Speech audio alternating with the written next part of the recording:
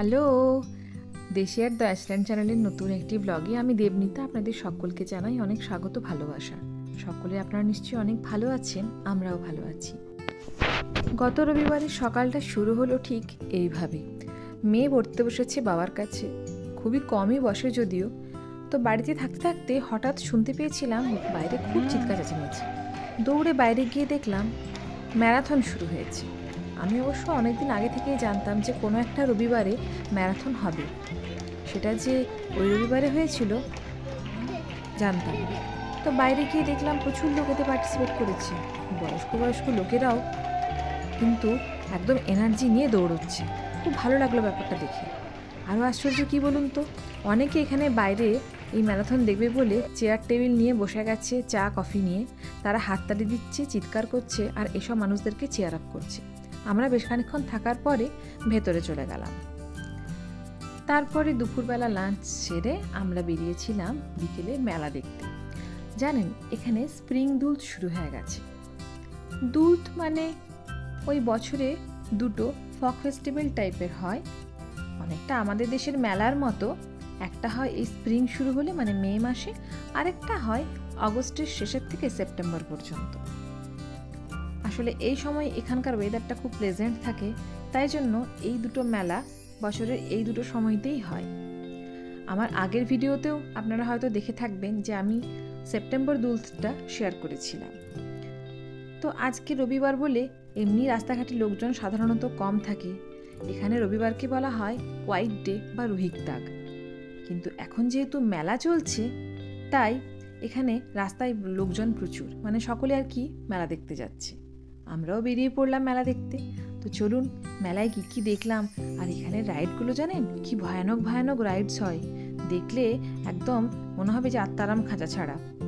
তো চলুন আপনাদেরকে সেই সমস্ত রাইডস দেখাবো, সাথে থাকুন।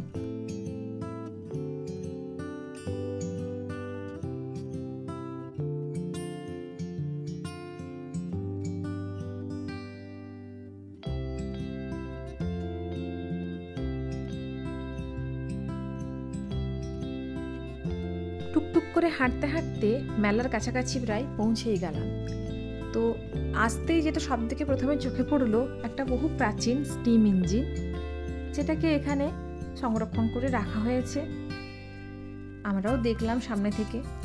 আর এটার পাশেই বয়ে চলেছে রানিউব নদী। তারপরে মেলার মধ্যে প্রবেশ করলাম।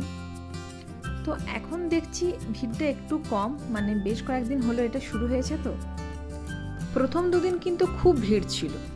তারপরে আমরা মেলাতে ঢুকলাম। ঢুকেই দেখলাম ডান দিকে করেছে খাবারের বিশাল দোকান। সেখানে শুধু খাবারই না, তার সাথে পাওয়া যাচ্ছে বিভিন্ন রকমের ড্রিঙ্কস। এই মেলার বিশেষ আভিজাত্য কি জানেন? সেটা হলো এখানে মেলা দেখতে যারা আসে তারা বেশিরভাগই ওই ব্যাভেরিয়ান ড্রেস পরে এই মেলাটিতে আসে। যেহেতু এটা একটা এখানে ব্যাভেরিয়া প্রদেশের ফক ফেস্টিভ্যাল, তাই ছেলেমেয়েরা প্রেফার করে যে এই পোশাক পরিচ্ছদ পরে এখানে আসতে। এইবার একটা নতুন রাইড এসছে, সেটা হচ্ছে ওই পাইরেটস অফ ক্যারিবিয়ান সির আদলে এটা বানিয়েছে। দেখেছেন কি সুন্দর? ওই পাইরেটস অফ ক্যারিবিয়ান সিতে যে ক্যারেক্টার্সগুলো ছিল সেই প্রত্যেকটা ক্যারেক্টারকে এখানে আর কি পুতুলের মতো করে বানিয়ে পুরো সেটের মতো সাজিয়েছে এটাকে। আর ভেতরে আছে জলের ব্যবস্থা আর বোট। তো আমরা ভাবলাম যে এই রাইডটাই চেপে দেখা যাক। বাকি রাইডসগুলোতে তো আমরা চাপতে পারবো না, ওই উঁচু উঁচু নাগরদোলা কে চাপবে বাবা, আমার দেখলেই ভয় লাগে। যদিও আমি রাইডস চাপতে খুব একটা পছন্দ করি না, আমার দেখলে ভয় লাগে, কিন্তু তাও ওর বাবা বললো যে না, এটা খুব একটা বেশি ভয়ের নয়, তো এটাতে চাপা যেতেই পারে। ওর বাবা গেল টিকিট কাউন্টারে, আমাদের তিনজনের টিকিট কেটে তারপরে আমরা গেলাম রাইডসে। দেখেছেন কি সুন্দর ছোট ছোট মেয়েরা এরকম প্রাচীন ব্যাভেরিয়ান ড্রেস পরে এই মেলা দেখতে এসেছে। আসলে এইটাই এই মেলার কালচার। মানে যেহেতু এটা ব্যাভেরিয়া প্রদেশে অবস্থিত রেগেন্সবার্গ শহরটি, তাই এই মেলা হলেই এখানকার ছেলেমেয়েরা এই ধরনের প্রাচীন ব্যাভেরিয়ান ড্রেস পরে এই মেলাতে আসে, মেলায় ঘুরে বেড়ায়, আনন্দ করে। তারপরে আমরা রাইডস চাপবো বলে ভেতরে গিয়ে বোটের কাছে পৌঁছলাম।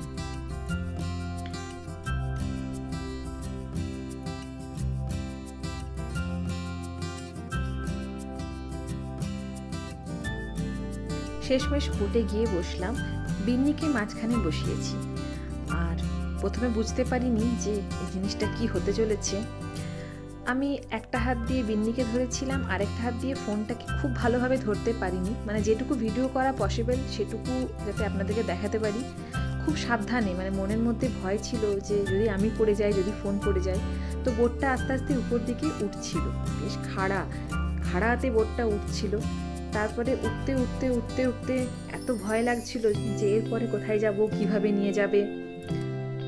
অনেকটা উঠে যাবার পরে ওই যে ডাউন দেখতে পাওয়া যাচ্ছে, জল পড়ছে গ্রিন কালারের, আমার মনে হয় বোটটা ওই দিক দিয়ে নামাবে।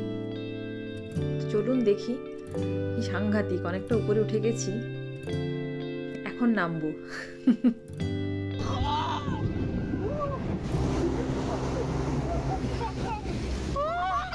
যখন বোটটা ওই অত উঁচু থেকে নিচে নামছিল, সে যে কি সাংঘাতিক অনুভূতি, মানে আমার মনে হচ্ছিল আমার হার্টবিট অনেকটা বেড়ে গেছে, অথবা আমি একদম শূন্যে ভাসছি। এক হাতে কষকষে করে বোটটাকে ধরেছি আর ফোনটাকে কোনোভাবে ভেতরে কোরের মধ্যে ঢুকিয়েছি। আপনারা ভিডিওটা দেখেই বুঝতে পেরেছেন যে কিচ্ছু দেখা যাচ্ছে না। তারপরে নেমে আসার পরে একটা শান্তি হলো, তো খুব ভালো লাগলো জিনিসটা। হ্যাঁ, নতুন কিছু মাঝে মাঝে ট্রাই করতে হয়, ভয়ের চোটে করি না সেটা আলাদা ব্যাপার। এই অভিজ্ঞতাটা আমার জীবনভর মনে থেকে যাবে। দেখুন এখানে বাকি লোকেরা কেমন বিভিন্ন ধরনের রাইডসে নিশ্চিন্তে চড়ছে, আর আমরাই ভয় পাই।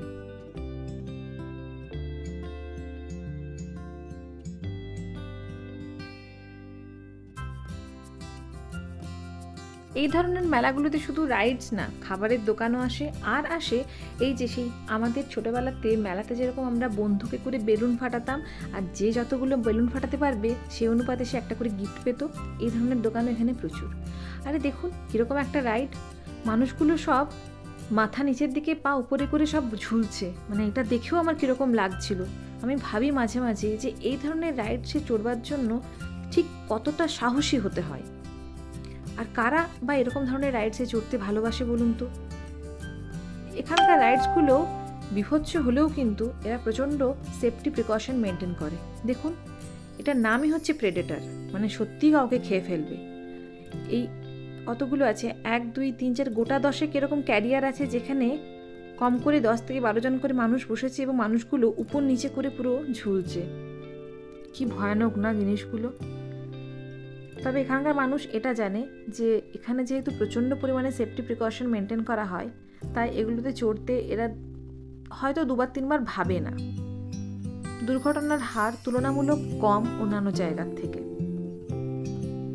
সে যাই হোক যাক না কেন, যতই দুর্ঘটনার হার কম থাকুক আর যতই সেফটি প্রিকশন মেনটেন করুক, আমার দেখেই মনে হচ্ছে হার্ট অ্যাটাক আসবে, চাপলে জানি না কি হবে। ঘুরতে ঘুরতে চোখে পড়লো বেশ সুন্দর একটি চকলেটের দোকান, বিভিন্ন রকমের শেপসে চকলেটগুলো বিক্রি হচ্ছে।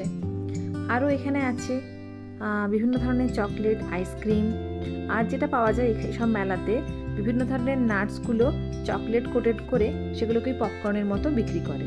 মানে মানুষ আর কি ওই রেডি টু গো খাবার নিয়ে নিল একটা প্যাকেট, খেতে খেতে গোটা মেলাটা দেখা কমপ্লিট হয়ে গেল। তো ঘোরাঘুরির পরে আমার মেয়ের আবদার হয়েছিল যে আমাকে একটা পিৎজা খাওয়াতে হবে, তো মেয়েকে যথারীতি বাবা একটি পিৎজা কিনে দিল। তারপরে এখন প্রায় শেষের দিকে হয়েই গেছিলো আমাদের ঘোরাঘুরি। এরপরে হয়তো এই রাইডটার লাস্ট, এটা দেখে নিই। এটা দেখেছেন পুরো ঘড়ির কাঁটার পেন্ডুলামের মতো কেমন উপর থেকে নিচ পর্যন্ত দুলছে, আর হাইট তো সে সাংঘাতিক। মানে কি ইনোভেশন পাওয়ার থাকলে লোকে এই ধরনের রাইডসগুলোকে তৈরি করতে পারে। মেলা মানেই আনুষঙ্গিক দোকানদানি থাকবেই, বা বিক্রি বাট্টা তো হবেই।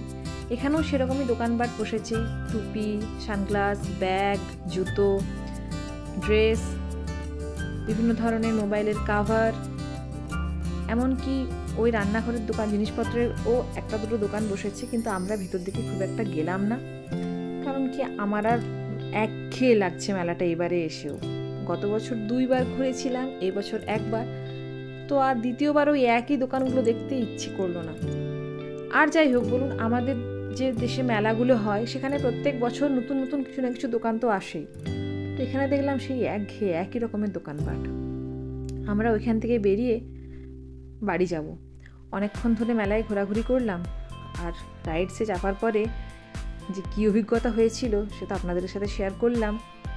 চলুন তাহলে আজকের ব্লগটা এইখানেই শেষ করছি। আপনাদের কেমন লাগলো এখানকার মেলা এবং রাইডস? এই ধরনের রাইডস আপনারা যদি আগে কখনো চেপে থেকেছেন কোথাও, কমেন্ট করে জানাবেন। আবার অন্য দিন অন্য একটি ব্লগ নিয়ে আপনাদের সামনে আসবো। ততদিনে ভালো থাকবেন। নমস্কার।